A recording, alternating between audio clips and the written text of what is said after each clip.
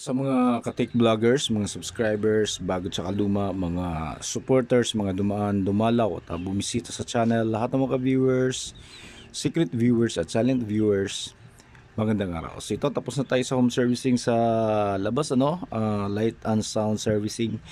Mga isang linggo din tayong nawawala, kaya balik ulit tayo dito sa repair, doon sa mga pending natin, sa mga naiwan natin.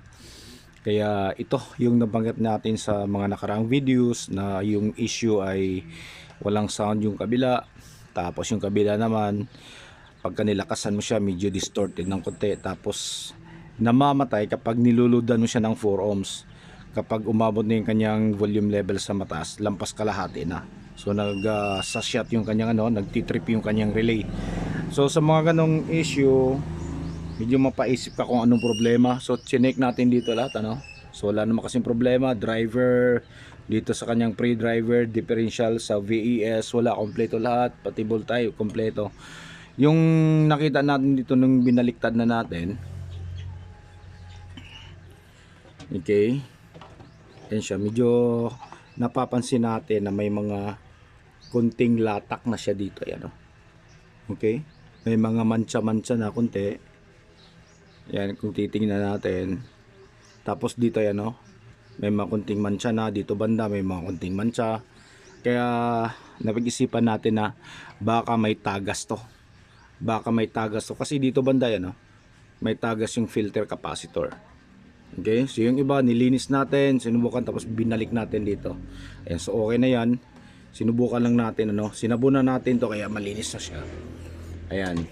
So tingnan nyo ng maigi, yan, makinis na makinis pa yan.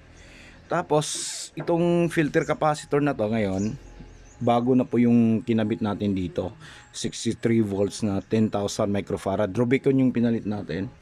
Tapos ito naman yung luma. Ayan, so hindi natin alam kasi itong Sakura AV733 na to ay imitation, hindi natin alam kung itong nakakasa dito na capacitor, filter capacitor, ay tama ba yung kanyang capacitance value. Okay, kasi nung tinitest natin siya, halos kalahati ng capacitance value na ay nawawala. Tapos hindi lang naman yung issue, ito nakita talaga natin na may tagas siya. Kaya kung ikukumpara natin, tingnan nyo ng maigi. Ayan, so dito kitang-kita yung tagas kabila, sa terminal niya, yun. Tapos yung ito malinis pa. Kapag tinitest natin to, test natin para makita nyo,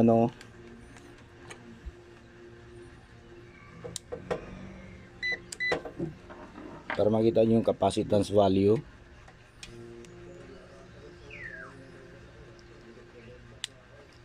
Short muna natin.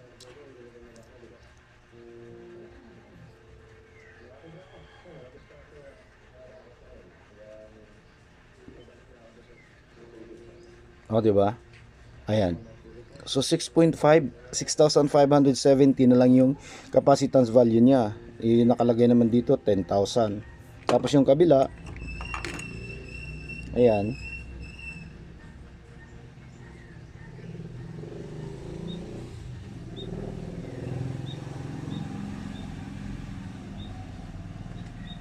okay, so ganun din, 6,510.